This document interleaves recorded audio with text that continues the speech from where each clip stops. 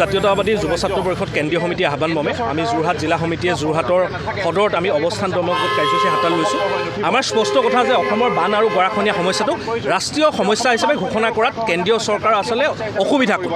যিটো সময়ত অসম বিধানসভাৰ শেহতীয়া তথ্যমতে লাখ লাখ বিঘা মাটি কৃষিভূমি বানত ক্ষতিগ্ৰস্ত হৈ যা গৈছে, তেনে সময়ত আচলতে কেন্দ্ৰীয় চৰকাৰে কি কাৰণে এই সমস্যাটোক বিজ্ঞানসন্মতভাৱে ৰাষ্ট্ৰীয় সমস্যা হিচাপে গণ্য কৰা নাই।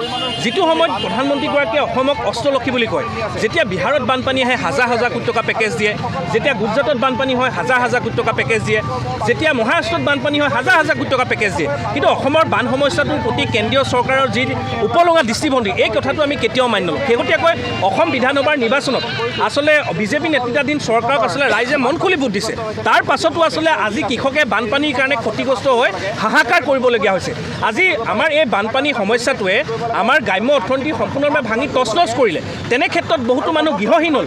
তাৰ পাছতো আচলতে অসম চৰকাৰ, কেন্দ্ৰীয় চৰকাৰে কি কাৰণে এই সমস্যাটো স্থায়ী সমাধানৰ কাৰণে কোনো ধৰণৰ পৰিকল্পনা কৰা নাই, এইটোৱে অতি তাৎপৰ্য বিষয়। আজি অসম জাতীয়তাবাদী যুৱ ছাত্ৰ পৰিষদে প্ৰতিবাদ চলিৰ পৰা আহ্বান জনাইছোঁ, অতি শীঘ্ৰে ইয়াক ৰাষ্ট্ৰীয় সমস্যা হিচাপে ঘোষণা কৰিব লাগে, বিজ্ঞানসন্মতভাৱে সমাধান কৰিব লাগে। আৰু যিসকল কৃষকে ধাৰ বা ঋণ লৈ পেলাই তেওঁলোকে কৃষিকাৰ্য নিয়োজিত হৈছিল, তেওঁলোকৰ কৃষিভূমি বানে উটুৱাই লৈ গ'ল, তেওঁলোকক আৰ্থিক সাহায্য প্ৰদান কৰি আৰু বিজ্ঞানসন্মতভাৱে এই সমস্যাটো যাতে স্থায়ী সমাধান হয়, তাৰ কাৰণে কেন্দ্ৰীয় চৰকাৰক আহ্বান জনাইছোঁ। অনাগত সময়ত যদি তেওঁলোকে ব্যৱস্থা গ্ৰহণ নকৰে, তেতিয়াহ'লে অসম জাতীয়তাবাদী যুৱ ছাত্ৰ পৰিষদে ৰাইজৰ সহযোগত বৃহত্তৰ গণতান্ত্ৰিক আন্দোলনৰ কাৰ্যসূচী হাতত ল'ব। এই কথাটো আমি এই প্ৰতিবাদস্থলীৰ পৰা স্পষ্টকৈ ঘোষণা কৰিছোঁ। আমি যদি চাওঁ, স্বাধীনতাৰ পিছৰে পৰা অসমৰ সামাজিক আৰু অৰ্থনৈতিক যিটো কাঠামো, তাক সম্পূৰ্ণৰূপে ভাঙি তছনছ কৰা যিকেইটা গুৰুত্বপূৰ্ণ সমস্যা, তাৰ ভিতৰত বানপানী আৰু গৰাখহনীয়া সমস্যাও অন্যতম। সময় বাগৰি গৈ আছে, কেন্দ্ৰ ৰাজ্যত বিভিন্ন দলৰ চৰকাৰ আহিছে গৈছে, কিন্তু সমস্যাবিলাক সমস্যা হৈ আছে।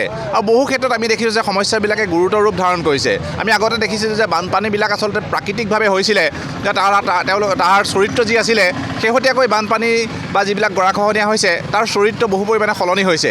আমাৰ দাঁতিকাষৰীয়া অৰুণাচল প্ৰদেশৰ পাদদেশত বা অন্যান্য ভূটানত বা আন ঠাইত যিসমূহ নদীবান্ধ নিৰ্মাণ হৈছে, এই নদীবান্ধসমূহৰ পৰা এৰি দিয়া পানীয়ে ভয়ংকৰ প্ৰলয়ৰ সৃষ্টি কৰি আচলতে আবতৰীয়া বানৰো বহু ক্ষেত্ৰত সৃষ্টি কৰিছে, যাৰ কাৰণে আচলতে অসমৰ কেইবাখনো জিলাৰ মানুহ ব্যাপকভাৱে প্ৰভাৱিত হৈছে। আমি এটা কথা দেখোঁ যে ভাৰতবৰ্ষৰ যিগৰাকী প্ৰধানমন্ত্ৰী, সেই প্ৰধানমন্ত্ৰীগৰাকীয়ে অসমক যথেষ্ট গুৰুত্ব প্ৰদান কৰে, তেওঁ বক্তব্যত অসমক গুৰুত্ব প্ৰদান কৰে। তেখেতে ডিঙিত এখন গামোচা লৈ অসমীয়া জাতীয়তাবাদক সমৰ্থন কৰা, সন্মান প্ৰদৰ্শন কৰা দেখুৱায়, বা তেখেতে এ ফৰ আছাম বুলি কৈও অসমক আচলতে ৰাষ্ট্ৰীয় মানচিত্ৰত এটা খুব উজ্জ্বলতম এখন ৰাজ্য হিচাপে পৰিগণিত কৰিব বিচাৰে। কিন্তু ইমানবিলাক কৰাৰ পিছতো আমি দেখোঁ যে কেৱল উৎসৱ, কেৱল উদযাপনৰ সময়তহে তেওঁৰ এই কথাবিলাক আচলতে খাটে। যেতিয়া দুৰ্যোগ আহে তেতিয়াহ'লে তেওঁৰ এই কথাবোৰ ক'ৰবাত আঁতৰি গুচি যায়। যেতিয়া দুৰ্যোগ আহে তেতিয়া তেওঁলোক দুটা খোজ পিছুৱাই গুচি যায়। এই কথাটোৱে আমাক আচলতে অতিকে ব্যথিত কৰে। যিগৰাকী প্ৰধানমন্ত্ৰীয়ে অসমক অষ্টলক্ষী বুলি কয়, যিগৰাকী প্ৰধানমন্ত্ৰীয়ে অসমৰ উন্নয়ন হ'লে সমগ্ৰ দেশৰ উন্নয়ন হ'ব বুলি কয়, সেইগৰাকী প্ৰধানমন্ত্ৰীয়ে অসমৰ বেছিভাগ মানুহ যেতিয়া বানত বুৰি থাকে, খহনীয়াত যেতিয়া আক্ৰান্ত হৈ কৃষক শ্ৰমিকে নিজৰ ভূমি হেৰুৱাই যাযাবৰী জীৱন যাপন কৰিবলগীয়া হয়, তেতিয়া কিন্তু এষাৰো মাত নেমাতে। এইবিলাক আচলতে অত্যন্ত দুৰ্ভাগ্যজনক কথা। আমি দেখোঁ যে সংসদীয় ৰাজনীতিত যিসমূহ ৰাজ্যৰ আসনৰ সংখ্যা বেছি, সেইসমূহ ৰাজ্যই আচলতে বিশেষ সুবিধা পায়, আৰু অসমৰ দৰে যিবোৰ সৰু সৰু ৰাজ্য, এই ৰাজ্যবিলাক সদায় বঞ্চিত হৈ থাকি যায়। এইটো আজিৰ কথা নহয়, স্বাধীনোত্তৰ কালৰ পৰা এইখিনি ঘটনা ঘটি গৈছে, আৰু আজিৰ চৰকাৰখনো কিন্তু ইয়াৰ ব্যতিক্ৰম নহয়।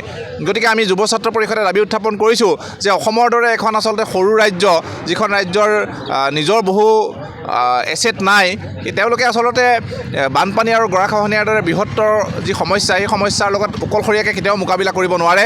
ইয়াৰ কাৰণে ৰাষ্ট্ৰীয় পৰ্যায়ৰ বা কেন্দ্ৰীয় চৰকাৰৰ সহযোগিতাৰ অত্যন্ত প্ৰয়োজন। সেয়েহে আমি কেন্দ্ৰীয় চৰকাৰক বানপানী আৰু গৰাখহনীয়া সমস্যাক ৰাষ্ট্ৰীয় সমস্যা হিচাপে ঘোষণা কৰি এই সমস্যা সমাধানৰ কাৰণে বৃহৎ পৰিমাণৰ আৰ্থিক পেকেজ প্ৰদান কৰিবৰ কাৰণে দাবী উত্থাপন কৰিছোঁ। লগতে আমি দেখিছোঁ যে প্ৰত্যেক বছৰেই বহু সংখ্যক কৃষক আচলতে অসমৰ অৰ্থনীতিৰ মেৰুদণ্ড স্বৰূপ, অসমৰ বেছি সংখ্যক মানুহে কৃষি কৰ্মৰ লগত জড়িত, সেই কৃষকসকলৰ কৃষিভূমি প্ৰত্যেক বছৰে বছৰে কমি গৈছে।